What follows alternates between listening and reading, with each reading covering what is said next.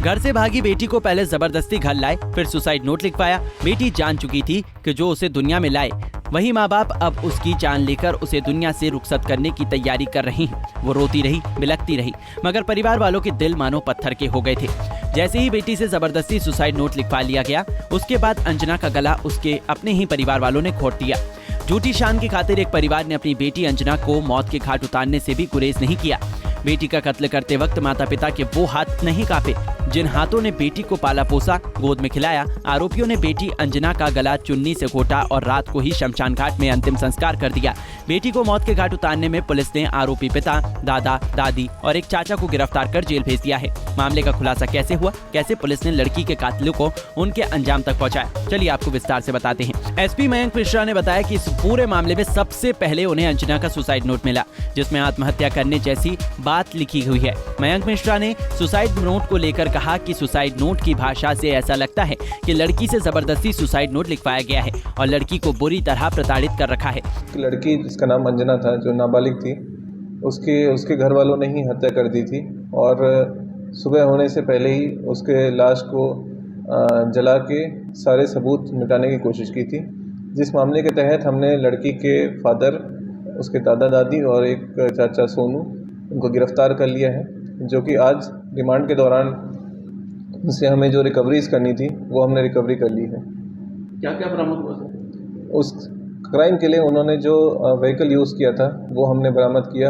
उनको निशानदेही के लिए जिस स्पॉट पे उन्होंने जलाया था बॉडी को, उस जगह ले गए और जहाँ पे जो राख थी उसको बहाया गया, उस जगह पे ले गए। एसपी मयंक मिश्रा ने बताया कि मृतक अंजना के परिजनों से जब सख्ती से पूछताछ की गई तो सामने आया है कि परिवार वालों ने उसी दिन से लड़की की हत्या की प्लानिंग कर रखी थी। एसपी मयंक मिश्रा ने बताया कि जांच में ये भी सामने आया है कि लड़की को पहले भी आभास हो गया था कि परिवार वाले उसकी हत्या करने वाले हैं, जिसके चलते लड़की घर से भाग गई थी। लेकिन परिवार वालों ने लड़की को बरामद कर लिया और उसी दिन रात को हत्या की वारदात को अंजाम दे दिया गया। पहले समझाने की कोशिश की, पर जब लड़की डरी हुई थी, जब वो नहीं इनकी बात मान रही थी, क्योंकि वो जिस लड़के के साथ पहले भागी थी वो उससे प्यार करने लगी थी, तो फिर इनका जो है गुस्सा वो शांत नहीं हो पाया और इन्होंने चुन्नी से उस लड़की का रात के करीबन 12 बजे आसपास गला घोंट के मृत्यु कर दी।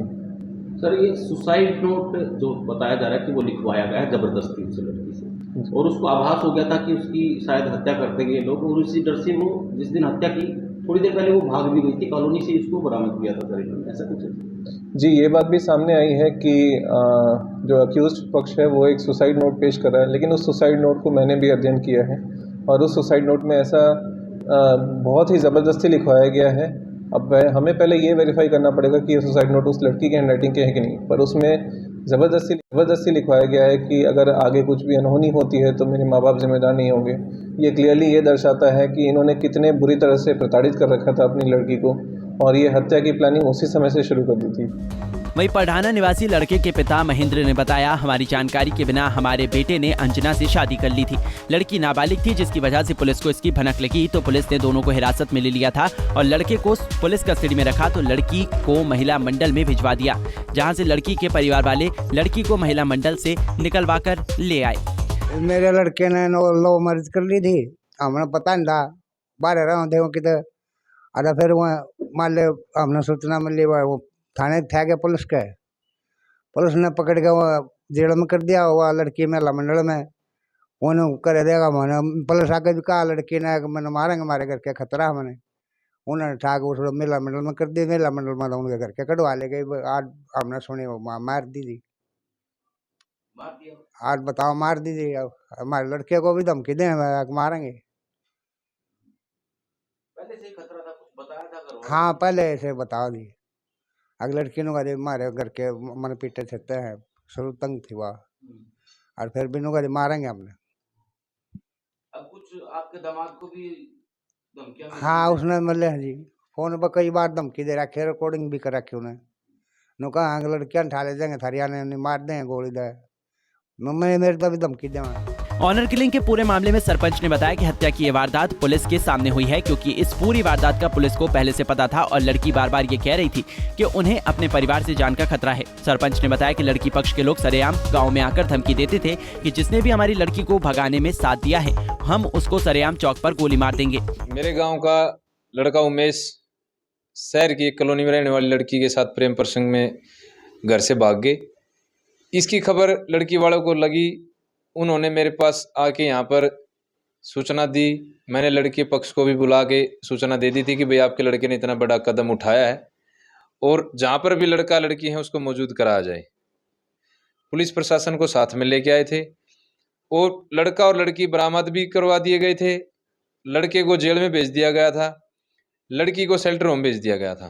कब की घटना है ये 22 मार्च की घटना है। इसमें लड़की पक्ष वाले अपनी लड़की को शेल्टर होम से अपने घर ले जाते हैं और कुछ ही दिन पहले सूचना मिली कि लड़की पक्ष वालों ने अपनी लड़की की बेरहमी से हत्या कर दी और उसको शहर के नज़दीक ही किसी गांव में ले जाके उसका संस्कार करके उसके शव को खुर्द-बुर्द करके यमुना में डाल दिया गया। ये घटना पूरी की पूरी पुलिस प्रशासन के सामने हुई है। इसकी सूचना पहले पुलिस प्रशासन को थी क्योंकि लड़की बार बार ये कहती थी कि मेरे घर वालों से मेरे को जान का खतरा है, मेरे घर जाते ही मेरे घर वाले मुझे जान से मारेंगे। सरपंच ने बताया कि परिवार वालों ने लड़की से जबरदस्ती सुसाइड नोट लिखवाया तो लड़की को पता चल गया कि आज उनकी हत्या कर सकते हैं।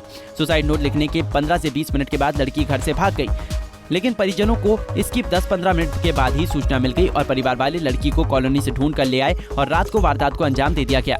पानीपत से सचिन शर्मा, पंजाब केसरी टीवी।